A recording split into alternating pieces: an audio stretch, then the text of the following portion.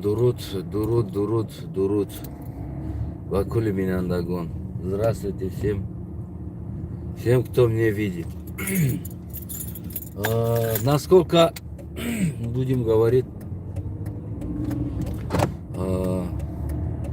на русский-украинский, в проблемах русско-украинской войны, стараемся говорить на русском, чтобы и украинцы, и русские, и остальные народы, которые понимают на русском, чтобы они понимали,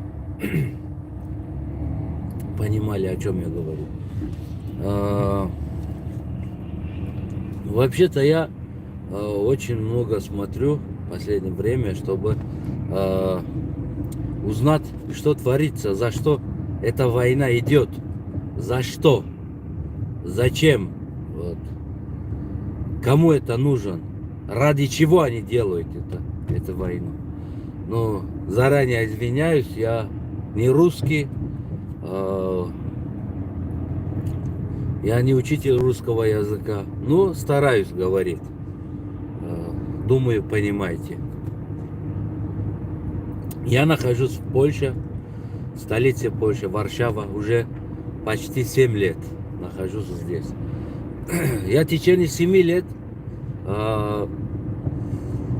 как у меня школа, как-то немножко фундамент русский, я разговариваю на русском, вот который не знаю тот слова на польском, я это говорю на русском.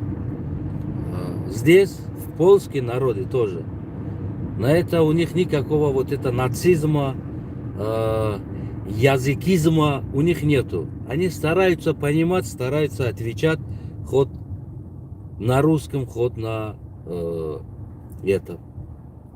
на польском. Я не видел вот в течение 7 лет, чтобы в Польше вот это вот языкизм, чтобы был, кто-то кого-то чего-то делал. Они прекрасно понимают, я не русский, но прекрасно понимают, что мой страна почти 100 лет, даже больше 100 лет находится под оккупацией российской, русской. Я смотрю, вот Жириновский и остальные, вот это вот вся якобы, патриот русского языка. Я очень в последнее время много смотрю. Они все время вот русский мир, русский язык. В Казахстане отказывается русский язык, там отказывается русский язык. Украина ущемляет русский язык, везде язык. Должен быть русский язык везде, мы весь. Извините, что вы такой хуйню гоняете? Что вы свой язык навязываете, что ли, кому-то, да? Язык, это для кого-то это его язык, а для кого-то просто язык, речь, разговора, который другого языка ты не знаешь. Он понимает русский, или английский, или чего-то, или немецкий, или французский. Ты тоже этого языка понимаешь, вот с ним общаешься, вот это вот и все. А остальные ничего не решают, это язык. Чтобы говорить 24 часа на русском. Или вообще не говорить.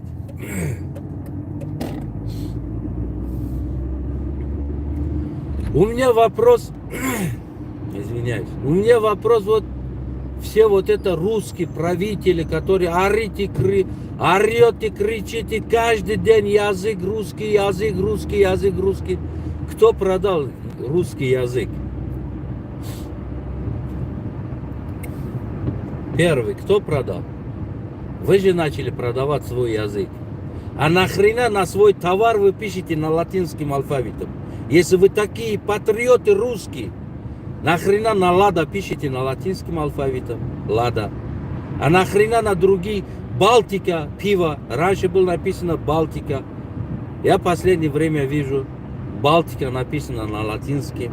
А нахрена вы на ваши товары сами правительство пишете на латинском алфавите? И кричите каждый день на Госдуму, строите цирк. русский язык, язык русский, держава. А зачем вы тогда пишете на алфавите латинским? Где русский алфавит тогда? На ваше лада. Я здесь вот видел несколько вот это вот, как украинцы приехали, вот несколько людей приехали сюда. После вашего бомбежки убежали. Оказывается, у них тоже есть лада. А я смотрю, написано лада на латинском алфавите. И потом интернет зашел. Начали искать товар, русский товар. Извиняюсь, почти на 80% вашего товара написано на латинском алфавите. А кому вы тут гоняете тогда на русский язык русский, когда вы сами не соблюдаете язык русский? Вы сами пишете латинским алфавитом. А нахрена вы украинцам гоняете, что украинцы должны говорить на русском? Тут ущемляются права, тут ущемляется что-то, тут чего-то, тут там, тут то. Где это вообще тогда? Почему вы сами не соблюдаете? Где ваш язык? Жириновский, кричишь, орешь, язык, а где? А нахрена ты не смотришь прямо в Москве? Твой вот это вот любимый язык ущемляют. Твой любимый алфавит ущемляют. Весь ваши заводы, фирмы печатают на латинском алфавите. Я в ночь искал вот это вот ваши товары. На каком языке они пишут вообще-то? И вы украинцам говорите, что украинцы должны говорить на русском. Украинцы и на русском, и на украинском говорят.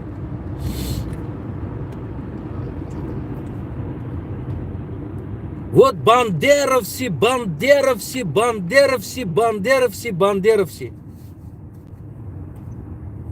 Я вчера тоже про бандеровца снятый фильм документальный. Его история как раз снятый русским журналистом. Посмотрел. Несколько версий. Я почти не спал, можно так сказать. Бандеровец тоже хотел, чтобы был только украинский язык. Чем вы, Госдум России, отличаетесь от бандеровца, который вы тоже хотите не только у себя на родине. Хоть бандеровец хотел у себя на родину, там, в Украине, а не в России, а не в Польше, а не Америка, а не Лондон, а не Таджикистане, а не где-то. Бандеровец хотел в Украине, только разговаривали на украинском языке. Он был патриот свой язык. Я все его фильм посмотрел, я сейчас вам рассказываю. Буду рассказывать сейчас. Расскажу. Он хотел, чтобы был украинский язык. На Украине только разговаривали на украинском.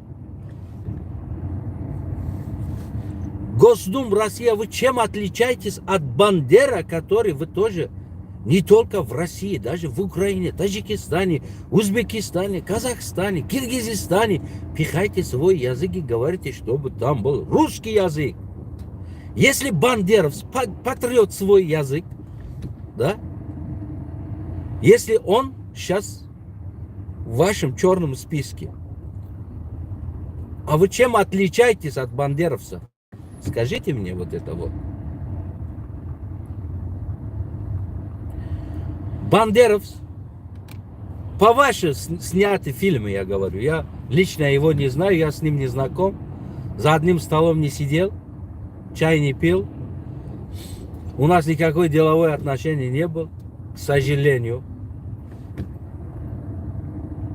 Он немножко раньше меня родился, наверное, я бы точно поддерживал бы его идею. против вас. Если были бы в этот момент, Бандеровец был бы сейчас, наверное, я его идея Бандеровца поддерживал бы. Вот то, что ваши рассказы, ваши журналисты рассказывали. Бандеровец не хотел, чтобы в Украине, кроме украинцев, кто-то другой жил. Гонял, убил.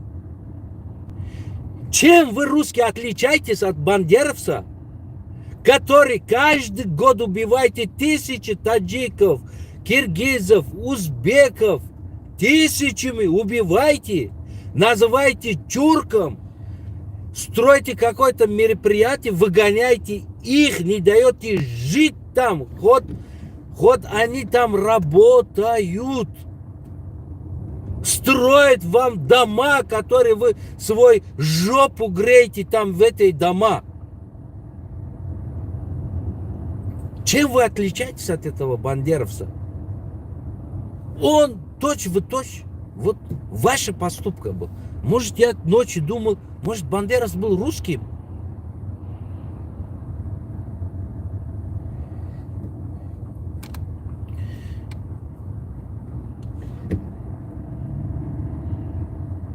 Это просто вот,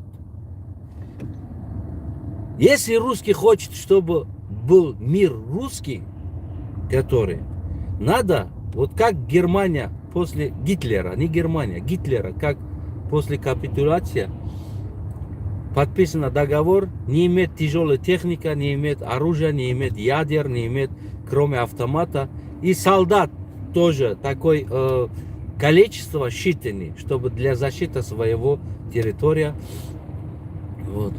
Вот такой надо Россию поставить ультиматум Гитлера, как в мир тогда поставили. А Путлеру тоже надо такой ультиматум, чтобы он не имел тяжелой техники. Все. Вот тогда будет, наверное, русский мир. В России будет мир какой-то. И вот это Соловьева, как это вот это, два девушка ведут 60 минут. Вот этих, да, все эти надо, все пропагандонов надо закрыть, пожизненно закрыть. Почему? Потому что они травили мозг народа против другого народа. Мозг россиянов против Украины. Они 24 часа на телевизор крутили этого. Все этих надо пожизненно закрыть, пожизненно. Все. Очистить телевизор, очистить радио, очистить все. Показать, что есть, где есть, как оно есть, правда. Вот тогда, наверное, будет где-то русский мир. Жириновский, вот это всех подряд пожизненно надо закрыть. Все. Отпустить политиков, которые действительно хочет русский мир, сейчас сидит в тюрьму. Надо их отпустить, создать новый парламент. Кремль уже столько лет. Кремль на кровь строена, кровь чужих народов. Кремль строена изначально. Надо заменить Кремль вообще-то. Можно сделать просто музей полностью. И строить парламент новый, все. И, наверное, думаю, вот формировать все полицию, ваши, русские, которые... Я был там в России, я знаю, какой у вас полиция. Полиция у вас от цыганов ничего, от попрошайки ничего не отличается. Ваша полиция просто попрошайки в формах. Целый день ищет чужих, вот как кто-то черный, кто-то, чтобы от них, вот ты там писал, вот ты нарушал закон, вот ты пил там пиво, ты там намаз читал, вот давай деньги 1000 рублей, давай 2000 рублей, давай 5000 рублей, вот они тебе все карман обыскивают, что найдет, заберет. Я знаю, вот это вот натуральный бандит, это полиция России, натуральный бандит. Вор, бандит, попрошайка, Все в одной формах полицейской Россия. Русский полиция. Надо формировать все. И создать новую полицию. Как Украина делала, вот точно такой же Украина тоже был. Говорят люди, что были такие. Взяточники все. Вот. ППСник имеет такой дачу, как имеет Путин тоже. ППСник. Почему? Потому что целый день, в день они, за один смена, они зарабатывают 300, 400, 500 тысяч рублей. За одну смену. Они где живут, таджики, узбеки, ну, иностранцы, они адреса знают, они по ночам туда ходят, ломают дверь. У меня ходили, ломали дверь, заходили, вот и взяли 5000 рублей тогда. 2008 год был, наверное. Взяли 5000, мой накопленные деньги, полиция, не даешь, идешь в тюрьму. И уходили. Бандиты просто. Вот формируйте полностью полицию, меняйте вашу. Вот эта старая полиция, как Украина, всех их на Дехамбазар отправите, чтобы они там сидели, что-то торговали. А новая полиция, из новый русский, новый менталитет. Вот тогда будет какой-то мир, будет смотреть на вас какой-то немножко с другими глазами. А сейчас уже у вас, наверное, кирдик будет, короче. Вот вашим поведением будет кирдик. Все. И шиктик нету, только кирдик. Все, заходили туда, куда надо. Это решает народ русский. Если вы хотите это делать. А Жириновский и остальные патриоты русские, я вам говорю, я вам скажу, чем идти в Украину, навязывать язык русский, или в Таджикистане, или где-то, или Киргизстане, или Казахстане где-то навязывать свой язык, сначала вы наведите порядок у себя, пишите на русском алфавите на ваши товары, которые есть, которые вы производите. А не надо писать это латинским алфавитом. И кому-то говоришь, ты будешь говорить на русском. Говори на русском. Вы пишите на русском сначала, на свой товар. Почему? Потому что сейчас мир уже перешел на латинский. Мир. Пишут, общаются, все это, товары, техника, самолет, начиная все, вот, на латинском алфавите. Мир. А вы патриот русский. Давайте пишите на русском. Не надо писать на латинском алфавите. Позор, когда вы говорите язык русский, патриот русского языка, вот это, вот, Жириновский и остальные. В Казахстане не остался, школа, закрыли, Пиши сначала сам на русском свой товар, наведи порядок у себя на родину, а потом навязывай кому-то свой алфавит или язык. У нас тоже столько сделали, честно, для меня язык это для общения. Я знаю русский, я знаю казахский, я знаю непрофессионально, но для общения, для моего общения, хоть акцентом. Я знаю казахский, я знаю турецкий, я знаю узбекский, я знаю таджикский, я знаю польский, я знаю украинский. Я многого языка, я знаю вот, по чуть-чуть, чтобы разговаривать. Для меня это не патриотизм. Для меня это не патриотизм. Для меня язык просто для того, чтобы понимать, разговаривать. И все. Ничего большего не дает. Ничего большего не дает. Просто я разговариваю, я понимаю, стараюсь говорить, чтобы он понял. Ход на русском, ход на украинском, ход на французском, ход на немецком, ход на английском, ход на польском, ход на казахском, ход на киргизском, ход на узбекском, ход на персидском. Без разницы, какой язык. Чтобы человек тебя немножко понял, чтобы ты его понимал, и все.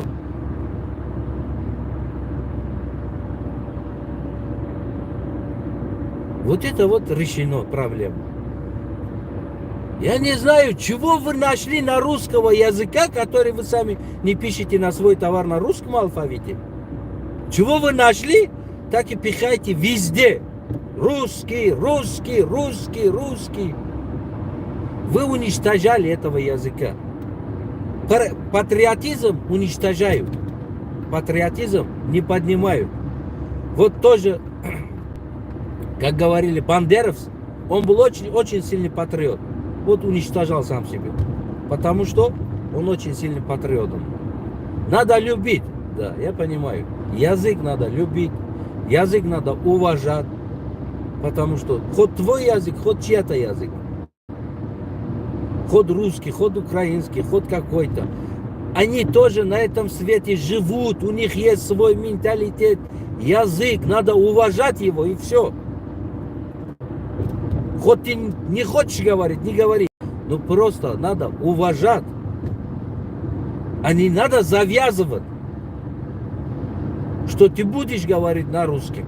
Что ты будешь говорить на таджикском. Что ты будешь говорить на чего-то. На каком-то языке. На польском или на английском.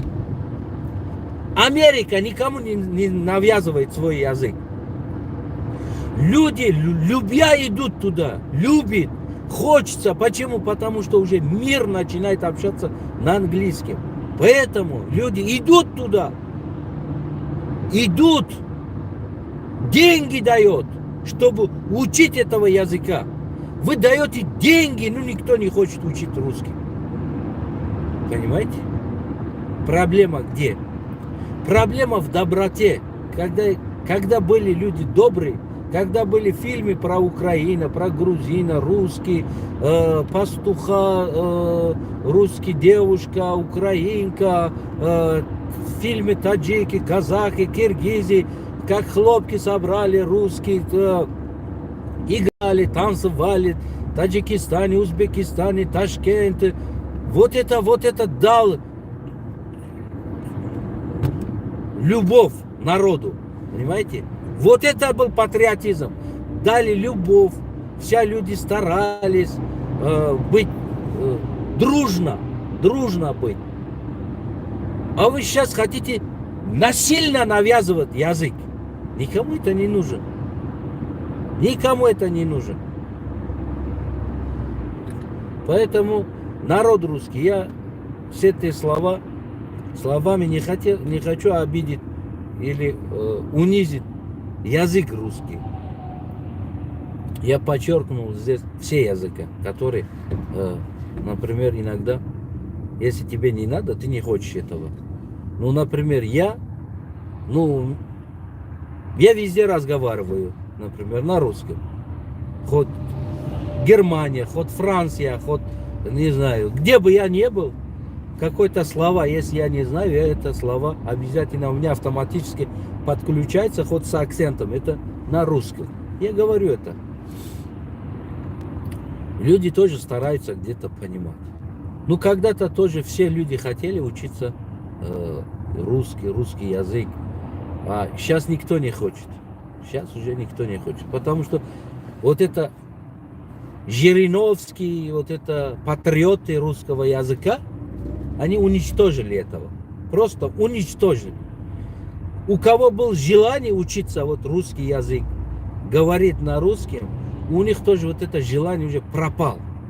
Вот смотря вот это вот ваши 60 минут, ваш вот это Сагавьев, который есть, у нас Саг это собака, Сагавьев, не Соловьев, а Сагавьев, который есть каждый день сам по себе, он то ли себя евреем называет, я честно, вот не знаю, если я был бы, или, скажем, вот Какой-то еврей, не отвечайте ему, вот не говорите, эй, человек, ты не говори от имени еврея. У него вообще еврейский кровь нету. Абсолютно. Вот. Он оформил себя евреем, чтобы евреи в Европе налог не платят на свое имущество. Поэтому он купил где-то Италия, где-то яхта, где-то там дом, вилла, что-то купил. 2-3. Он, чтобы налог не платить, он себя оформил евреем. Сейчас будет говорить каждый день от имени еврея. Он никакой не еврей. Он Сагавьев. Просто Сагавьев. Гавкает каждый день. Вот он мозг народ России травил. Народ молодежи травил. Вот. И вся думает об Украине плохо. Хотя историю одну скажу. Вот, я был в России, я потом от России ехал в Казахстан на границу. Вот меня останавливает, и вся листа мой паспорт проверяет, и мне говорит, ты был в Украине? Ну, я тогда не был в Украине. Я сказал, нет, я не был. Почему? Ты случайно не воевал? А знаешь, там какой-то, короче, бандеровцы, террористы там воюют. Просто воюют. Я говорю, нет, я не был. После его слова мне интересно стало, чтобы поехать в Украину. Я потом поехал. А я ему говорю, ты был сам? Он говорит, нет. Ну, я говорю, а ты не был? Я не был. А ты мне такой страшилка рассказываешь? Вообще-то, как это понимать? Потому что я не был, я ничего не могу рассказывать тебе. Потом я был в Украине, 15 дней, весь Украина вот объездил, гулял, посмотрел, никого не видел. Самые, я тот раз сказал, самые европейские стран, чем Европа. Народ, вообще-то народ. Почему? Потому что у них в Украине нету нацизма, нету. Украинец женился на негритянках. Дети есть. Нормально. Живут.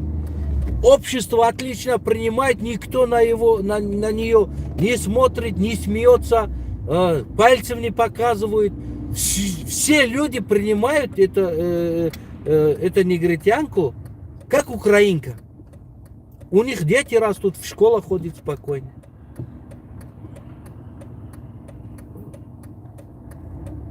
Украинка вышла замуж на черного мужика.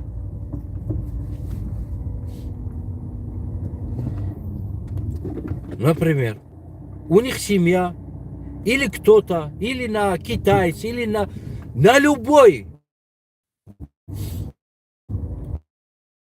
Извиняюсь. Выходит замуж или жениться, у них нормально. Они выходят замуж, женятся, дети растут, рожается ребенка. Нормально. Он рожается в Украине, значит он украинец. Украинец он. Понимаете? Вы, которые Кавказе, прямо дед, прадеда, он живет в России. Вы его не принимаете как россиян. А где нацизм? Где вы видите нацизма? Россия или это?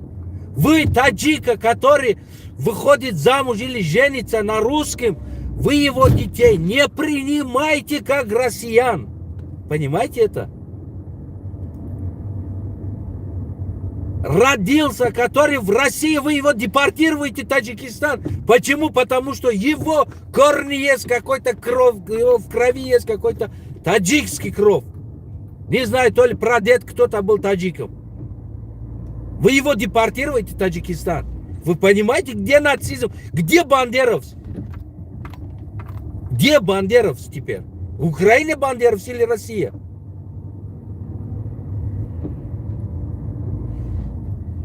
Уважаемые русские, очнитесь.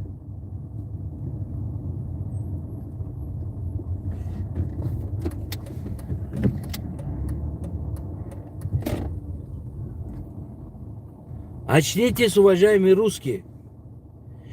Национализм, нацизм в Украине нету, не существует.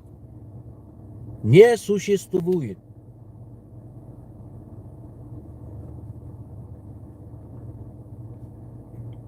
У вас в России это есть. Вас надо было чистить, а не Украину от нацизма. Вас, русских, надо чистить от нацизма. Понимаете это?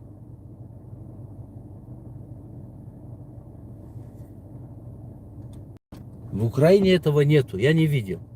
Я 15 дней, начиная от Херсон, Николаев, до Киев, весь, до Львов. 15 дней вот это я объездил, я разговаривал на русском языке. Русским. Они таджикский не понимают. Я на русском говорю.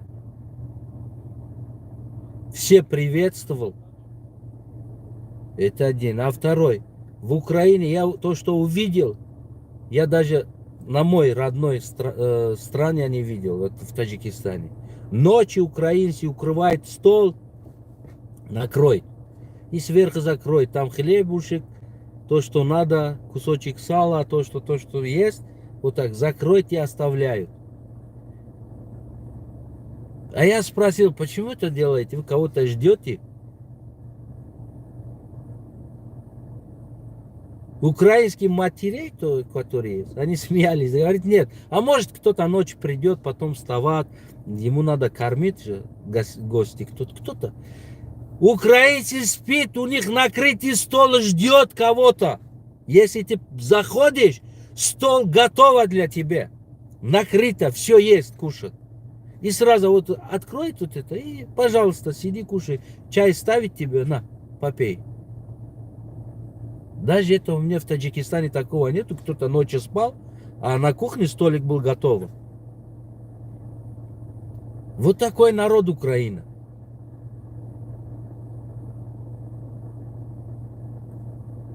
В Украине нет нацистов. Уважаемый русский народ. Русский. Вы все славяне. Вы славяне. У вас в крови это славянский кровь. Хоть отделитесь на, как у нас, персидский кровь, таджик, афгана, это. Но у вас тоже славянский кровь. Там нету никакого вот это нацизма, что-то там, да. Бандеровцы тоже у вас на Кремль находится. Вот они бандеровцы. Смотрите история бандеровца. Вот это фильм документальный, который снят русским. Смотрите. И ваши, вот это вот, весь ваши новости смотрите. Чем отличается вот эта вот история бандеровца, ваша история Кремль в данный момент? Вот вы сами можете потом оценивать. Бандеровец убил детей, выгонял оттуда. Русский что делает? Сейчас бомбят весь Украину. Умирают дети, женщины, старики. Бандеровец тоже чужой национальности гонял так. И кто не хотел, убил. Да? Это по рассказу ваш рассказ. Сейчас что делает Россия? Бандеровцы. Русские бандеровцы. Путин. То самое делает. А еще он борется против бандеровцев. Вот. Что интересно. Бандеровец борется против бандеровца, да? Я не знаю, как это понимать. Я думаю, уважаемый, многоуважаемый русский народ, вы когда-нибудь, или вам надо уже пора очнуться, просто очнуться и принять мер. Бандеровец не на Украине, Бандеровец у вас прямо в Кремле находится. Тоже Бандеровец был маленький ростом, ваш Путин тоже маленьким ростом. У бандеровца тоже волосы были не густой, ваш Путин тоже самое, тоже не густой волос. Бандеровец ходил на каблуках, ваш Путин тоже ходит на каблуках.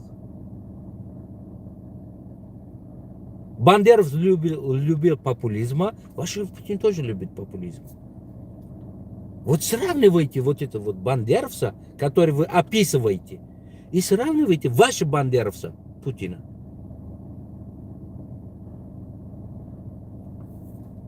Как будто бандеровец тогда умер и сейчас родился. Вот точь в точь. Ну, я надеюсь, все мы понимаем друг друга. Язык это не, скажем, просто одурачили русского народа, чтобы русский язык должен быть на свете, должен быть такой, сякой, должен быть это, должен третий, должен четвертый. Только язык русский, язык русский, язык русский. Язык просто для общения есть язык, а не для чего-то еще, скажем, не для чего-то. Язык это не хлеб, чтобы кушали люди. Язык это, ну, не знаю, честно я вам скажу, ну, не знаю, почему вот такие вы патриоты русского языка. Да, я люблю язык, не только русский, я свой язык люблю, я таджикский, казахский, киргизский, я, например, польский язык я люблю, стараюсь учиться еще до сих пор. Я французский люблю, например. Ну, есть все блюда и кушать. Люди любят все кушать. Ну, еще есть среди блюда любимое блюдо, которое кушаешь. Ну, например, среди всех языков у меня самое любимое, которое я люблю, язык, это французский. Это я никогда не скрываю. Действительно, да, я очень люблю этот язык. Очень слышать мне приятно. Я кайфую, когда вот разговаривает на французском, слушаю радио или что-то, или песни. Просто я кайфую. Вот. Я, наверное, на свой язык так не кайфую, как я кайфую на французском. Но это никто не имеет права запретить меня или заставлять меня куда-то, да? Поэтому, уважаемые русские, соберитесь, меняйте свой бандеровца, чтобы остановить эту войну, не убить невинных детей, невинных стариков, бабушек, женщин, ну, в общем, невинных людей, пацанов, которые есть. Пацаны защищают свою родину. Я же сказал, когда надо будет, я тоже пойду защищать Украину. Если Таджикистан отправит свою армию, российскую армию, помощь, как ОДКБ, как что-то, я тот день уже никого не буду спрашивать разрешения или что-то. Хоть весь мир будет стоять против меня, я тот день зайду в Украину и возьму в руку оружие и буду стоять против этого тваров, которые приедут убивать чужую землю и другого народа. Я обязательно буду тот день без никакого разрешения пойду в Украину. А пока ждем, как-то говорят. Если надо будет, все мы готовы. Любое время, любой минут, любой секунд готово. Боевой готово. Не такой простой. Боевой готово. Вот тогда русский солдат сказал мне, пограничник, что ты воевал в Украине? Нет. А теперь воюю в Украине. Да, буду воевать. Ну, с Богом все русские, украинцы, все, кто там есть, с Богом. Слава Украина, героям слава. Живе Беларусь, алдыға Казахстан, озоди ба Таджикистан. Надеемся, когда-нибудь мы от этого шайтанов, бандеровцев, которые в Кремле сидит, в Таджикистане сидит, в Казахстане сидит, мы обязательно освободимся от этих фанатизмов от них. Будем мирно жить, мирно дружить, экономику поднимать, развивать. Будем вместе жить. И, надеемся, оставим на нашем будущем какой-то хороший что-то там, примеры, чтобы они этого не повторили больше. Вот то, что творят тваризмы. С Богом всех.